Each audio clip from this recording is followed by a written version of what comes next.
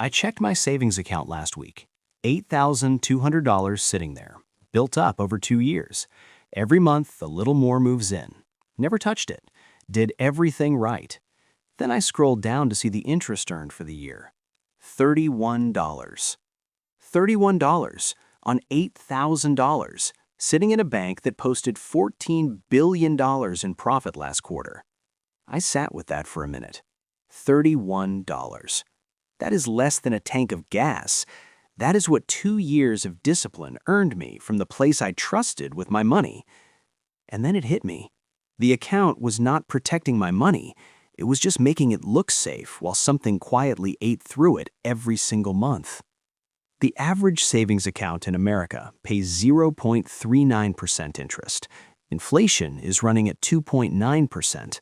That gap means the average savings account is losing roughly 2.5% of its real value every single year. Not from a bad investment, just from sitting there doing exactly what it was designed to do.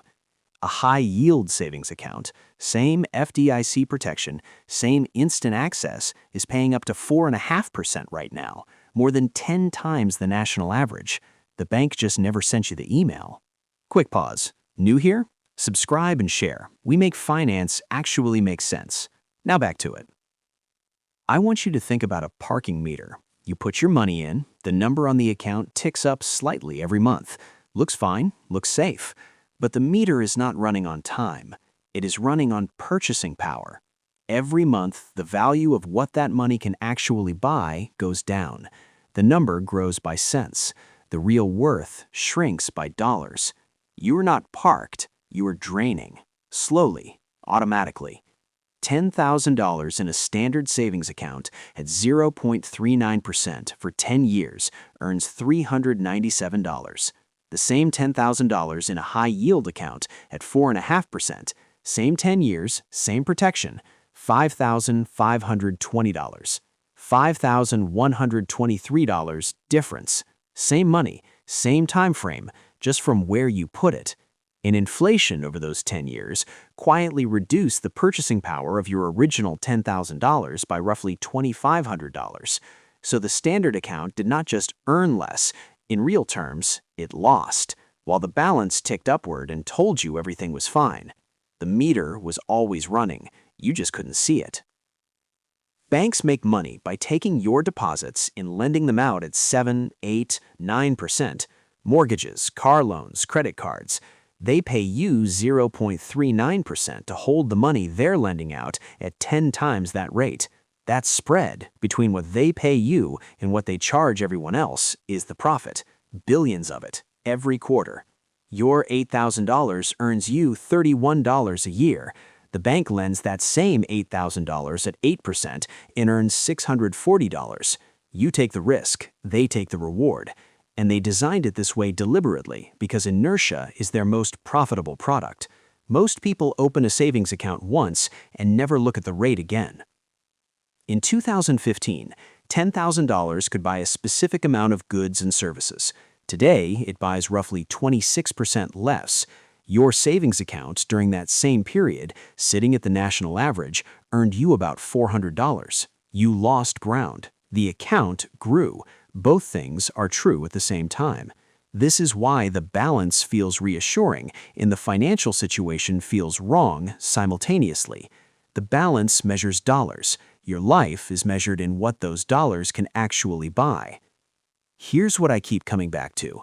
The most financially responsible habit most people were ever taught, put your money somewhere safe, let it sit, do not touch it, is the one habit that has been quietly costing them the most. Not through a bad decision, not through greed or speculation, through doing exactly what they were told at exactly the institution they were taught to trust. The savings account is not a neutral place to park money. It's a product designed to keep your deposits stable and cheap while the bank puts that money to work at rates they never told you about. You are not careless. You just never shown the meter running on your money. The $31 I earned on $8,200 was not bad luck.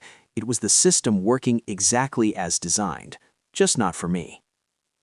3 moves. Do them in order. Find out what your savings account is actually paying you right now. not the rate on the website, what you actually earned in the last 12 months.